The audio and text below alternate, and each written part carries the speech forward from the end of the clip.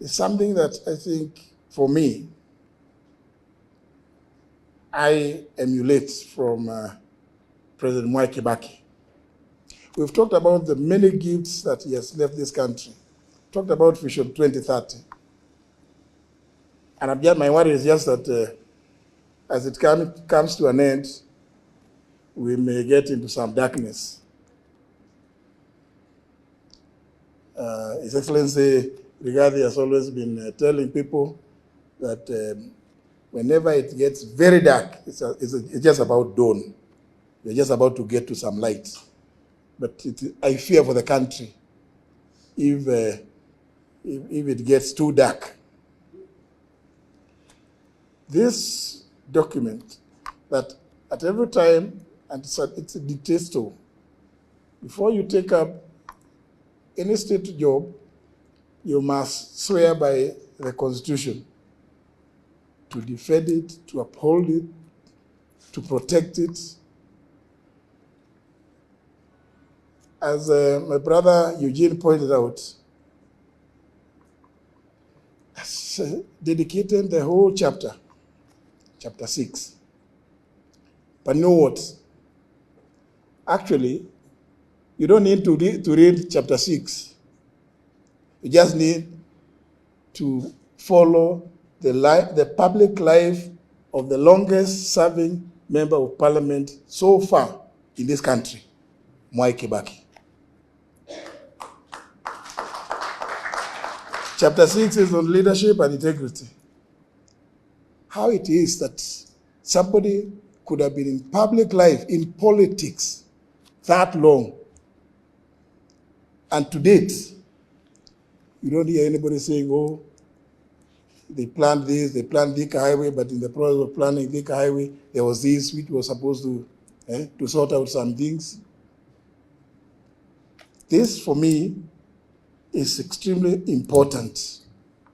Even as we read that chapter 6 on leadership and integrity. We've been told about ICT. How I wish you in leadership could borrow a leaf that when we come up with projects, public projects, we don't do so because we have hidden private interests in there. Because virtually everything we do these days, as you go through the documents, you come to realize, oh, there's something here which is not very clear. How is it that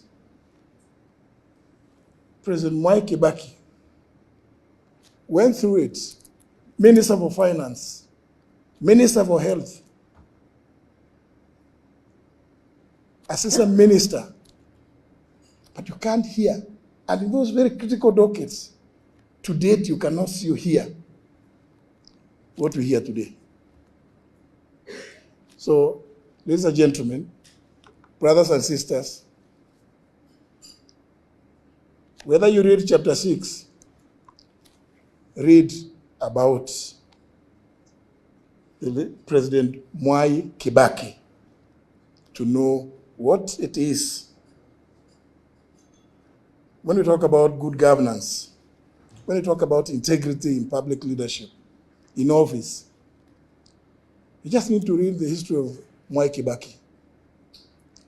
Then you can read chapter 6 as kind of a lullaby, because when you read the history of Mwai Kibaki, then integrity in public leadership, in public office, will become so clear to you that you don't need to read anything else. Many of you, I'm sure, are religious people, either Muslims or Christians or Hindus. You know, virtues, the virtues of integrity, honesty. I think there's a lot that we can learn just by reading the life of President Mwai Kibaki.